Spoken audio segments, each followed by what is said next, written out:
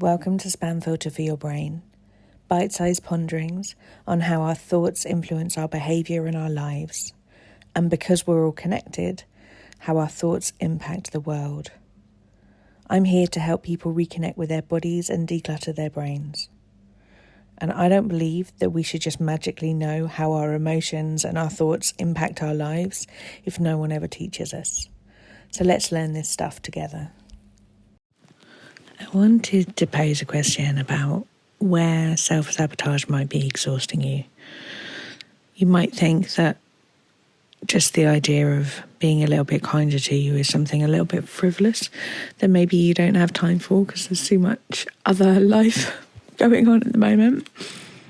But I just wanted to pose the little idea of where being mean to yourself actually takes a whole load of energy out of you and makes you feel like all the other stuff is too much hard work.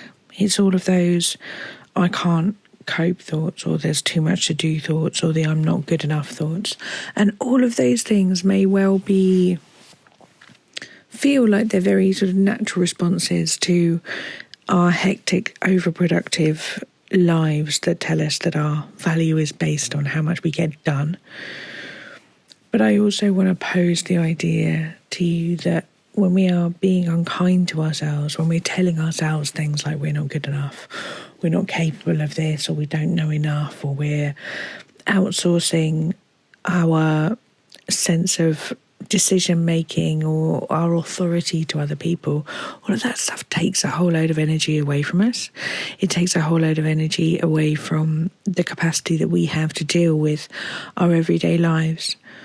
And when we look at things like this, you can see that looking after yourself, being kind to yourself, taking time out to work out what it is that you want, what fills your cup, what lights you up, all of those things are not frivolous extras to add into life. They actually help us cope with the everyday on such a micro level. I think the idea of sort of solving self-sabotage or starting to be more kind to ourselves can feel like it's for people who have a lot of time and money and good health. It's one of those extra things that people can do once their life is all sorted. But actually, if we can start ingraining some of this stuff into the way that we approach our everyday lives, the everyday stuff gets a lot easier.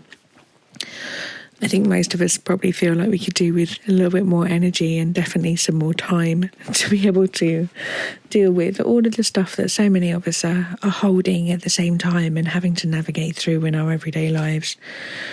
So I invite you this week to just get a little bit curious and notice if there are any ways that you're speaking to yourself in a way that you would consider to be less kind, or if you're saying things to yourself that you absolutely would not say to somebody else, let alone somebody that you liked.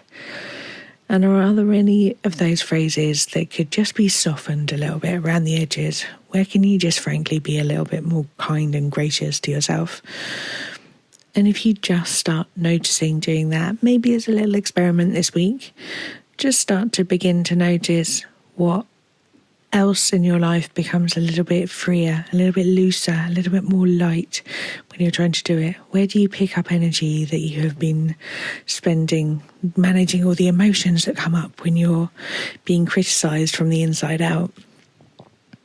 Just spend a little time this week, if you feel so inclined, to have a look at where, frankly, being a dick to yourself is a massive energy drain, and what else could be possible if you started treating yourself with more compassion. Do drop me an email, let me know how you're getting on. Let me know if any of this resonates for you. I'd love to hear from you. And if you want to do something kind for me and kind for loads of other people, in fact, because it helps them find the podcast, if you fancy going onto the podcast and leaving me a nice review, that means that it's more likely that it will come up in other people's searches and say more people will hear this. I'll be super grateful if you could take the time to do that. It really does make a huge difference. Good luck with being kind to yourself this week. I look forward to hearing how you're getting on.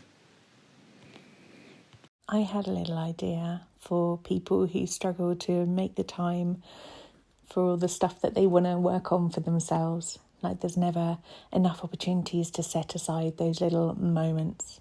I've created the Self-Care Chronicles, which is an email every day into your inbox with one journal prompt or question or just something for you to think about throughout the day. It's just a little reminder for you to make time for yourself.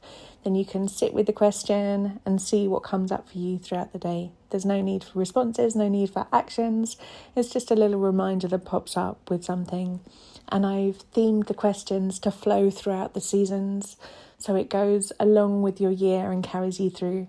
It's £5 a month. There's a link in my bio if you would like to sign up. And it's just a little extra for the people who struggle to fit all those things in. I hope that it serves you.